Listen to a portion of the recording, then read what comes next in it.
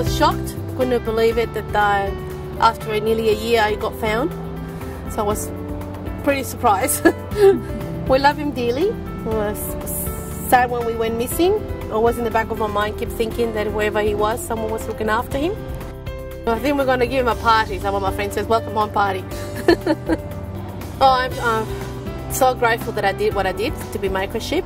Just in the future, like, you never know what could happen. And look at us now, nearly 12 months later, we got him back.